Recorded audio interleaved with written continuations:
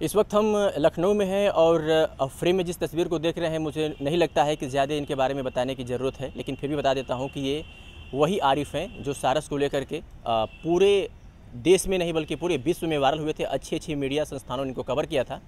ये एक दुर्भाग्य रहा कि सारस आज इनके साथ में नहीं है। आज हम इनसे बातचीत करेंगे सारस को लेकर के नहीं बल्कि बिग बॉस OTT 3 प्लेटफॉर्म में जो शिवानी गई है उनको लेकर के, क्योंकि कहीं ना कहीं आरिफ भी शिवानी कुमारी को सपोर्ट करते हैं और इनकी एक मंशा है कि वो बिग बॉस OTT 3 जीत करके आए। स्वागत है आरिफ भाई। जी धन्यवाद, शुक्रिया। शिवानी कुमारी मुझे लगता है कि ये लास्ट वीक है, जीत की तरफ 2 ही 3 लोग बच गए हैं, 16 में से बस 3 लोग बच गए हैं।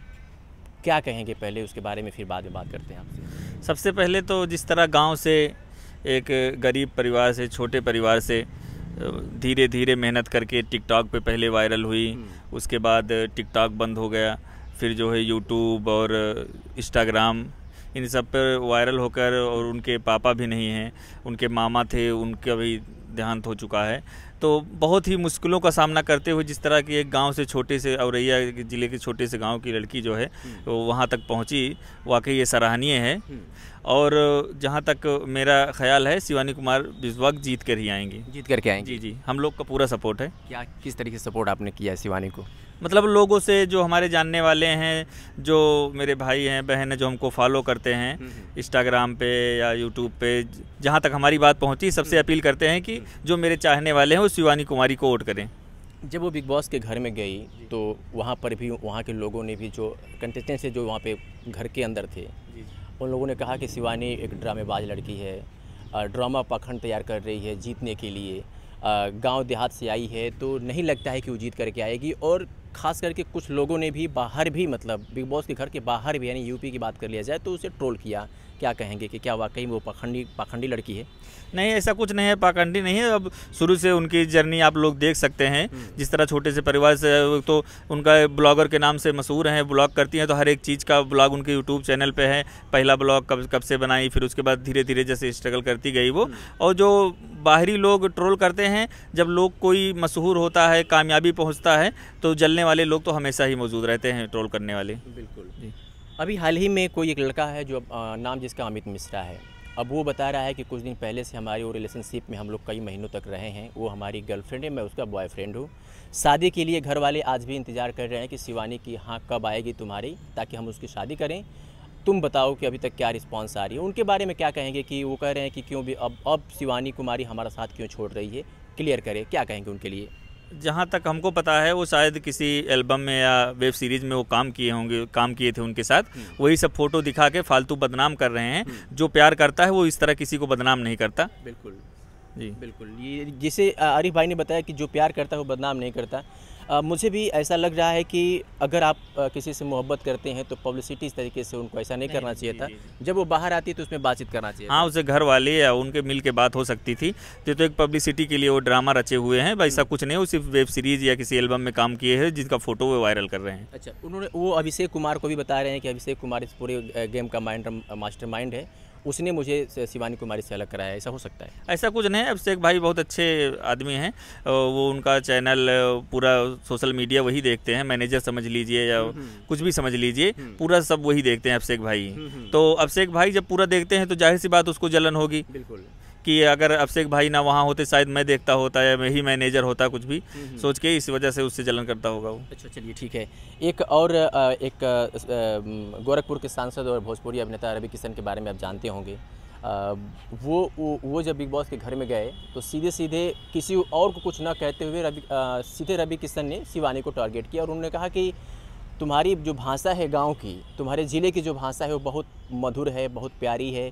जहाँ तक हमने वहाँ पर शूटिंग किया है तो सबके प्रेम संबंध बड़े बेहतर लगते हैं, लेकिन तुम्हारी भाषा में कड़वाहट है। तो क्या शिवानी की भाषा में कड़वाहट है? वो उसको नसीहत दे रहे थे कि तुम थोड़ा सा अपने आचरण में, अपनी बातों में, अपने उसमें सुधार लाओ। क्या कहेंगे रवि किशन को लेकर के? देखिए, शिवानी कुमारी जो मशहूर हुई हैं, जिससे वायरल हुई हैं, वो हेलो फ्रेंडा जो बोलती थी, वही भाषा से तो वायरल हुई हैं वो। अगर वही चेंज कर देंगी, उनका वो जो नेचुरल है वही चेंज कर देंगे, तो कौन देखेगा उन्हें? और जहाँ तक माननीय सांसद जी का सवाल है, तो शायद वो भूल रहे हैं, कभी वो भी जो लहंगा रिमोट से उठाया करते थे। तो कौन क्या है सब लोगों को पता है। सब लोगों को पता है बिल्कुल कि रवि किशन किस तरीके से है। हाँ, किस तरह की उनकी भाषा है, क्या है। मान लीजिए माननीय सांसद जी को हम और ज़्यादा कुछ नहीं कहेंगे, हम बस इतना कहना चाहेंगे कभी वो भी लहंगा रिमोट से उठाया करते थे। वो क्या मान सम्मान की बात हाँ, वो क्या मान सम्मान की बात। एक इंटरव्यू हमने किया था अपने चैनल पे, उसमें ये बातें आई थी तो काफ़ी लोगों ने उनको रवि किशन को ट्रोल किया कि महिला सम्मान की वो लोग क्या बात करेंगे जो लहंगा रिमोट से उठाते हैं, जो ढूढ़ी में बियर डाल करके पीते हैं, ऐसे लोग संसद भवन में बैठे हैं, ऐसे लोग क्या उठा करेंगे, वो क्या शिवानी कुमारी को समझाएंगे, क्या कहेंगे सर? नहीं, जो लोग ट्रोल कर रहे थे सही है। जब आपने किया है तो जब आगे जाके तो आपको सुनना ही पड़ेगा, क्योंकि सोच समझ के किसी को जो इतने छोटे से गांव से गई उसका हौसला बढ़ाना था इनको। इनके उत्तर प्रदेश जहां से सांसद है वहीं की बेटी वो भी है, तो मान लो वो गोरखपुर से हो रही है, ज़्यादा फर्क नहीं है, 150-200 किलोमीटर का फ़र्क। इनको सपोर्ट करना चाहिए था, पर अब इनकी क्या सोच है क्या है। कई लोगों ने कहा था कि डायरेक्ट जाते ही शिवानी को, हालांकि वहाँ पे बाकी लोग भी थे, लेकिन शिवानी को ही सीधे उन्होंने टारगेट किया। कुछ लोगों ने कहा कि नसीहत दे रहे हैं, उसको समझा रहे हैं, लेकिन क्या आपको लगता है कि बिग बॉस के घर में शिवानी कुमारी ने वाकई कुछ ऐसा किया है जो सबको परेशान किया हो? नहीं, ऐसा कुछ नहीं किया। वो तो पर्सनल जैसे यहाँ ब्लॉग में बोलती थी वैसे वहाँ बोल रही है, तब लोगों को जलन हो रही है, हो सकता है टारगेट करने के लिए इनको ले जाया गया हो वहाँ पे। अच्छा। सांसद महोदय जी को डायरेक्ट जाके शिवानी कुमारी को टारगेट करना है। कुछ लोगों ने जाति को भी लेकर के कि रवि किशन सवर्ण से आते हैं, जनरल से आते हैं, सामान्य से आते हैं, और जो शिवानी है वो पिछड़े यानी दलित वर्ग से आती है, तो इसलिए इनको जलन हो रही है, ऐसा कुछ लोगों ने कहा। आपकी क्या राय हो सकती है इस पर? नहीं, जात समुदाय तो ऐसा कुछ विशेष हमारे ख्याल से नहीं होता, बाकी सब लोगों का अपना अपना मानना है, इंसान सभी होते हैं। चलिए आरिफ भाई, एक आखिरी सवाल आपसे करेंगे। आप जब पूरे विश्व में वायरल हुए, मैं सिर्फ हिंदुस्तान और यूपी की बात नहीं करूँगा, वो आपकी दोस्ती थी सारस की। आखिरी बार जिसे बहुत दिनों बाद मुझे लग रहा है कि आपका फेक इंटरव्यू हमारे चैनल पे जा रहा है। सबसे ज़्यादा प्यार हमारे चैनल पे आपको मिला था, आपको भी पता होगा, पब्लिक रिपोर्टर पे। क्या है अभी जो आरिफ और सारस की जो दोस्ती के जो किस्से हैं, अभी कहाँ है या फिर बिल्कुल ख़त्म हो चुका है? सारस अभी कानपुर चिड़ियाघर में ख़त्म नहीं हुआ है, वो ना ही ख़त्म होगा। और सारस अभी चिड़ियाघर में है। वहाँ लास्ट बार जब मिलने गए थे 5-6 महीने हो गए थे, तो उसके बाद से मिलने नहीं दिया गया। वहाँ सिपाहियों की ड्यूटी लगा दी गई है, तो हम जाते हैं तो रोक दिया जाता है, बाकी कोई भी जाए मिल के आ सकता है उससे। आपको क्यों रोक दिया जाता है? अब ये तो उनसे पूछना पड़ेगा। आप लोग जाइए, कानपुर जा रहे हैं, उनसे पूछ लीजिएगा क्यों रोका जाता है आरिफ को। आप क्या सोचते हैं? हम तो सोचते हैं सरकार की मंशा है, और 27 में चुनाव होगा विधानसभा का। माननीय राष्ट्रीय अध्यक्ष अखिलेश यादव जी मुख्यमंत्री बनेंगे, फिर वो सारस वहाँ से आज़ाद होगा। अभी सारस आपको देख के पहचान जाता है? हाँ हाँ, तुरंत पहचान जाता है वो।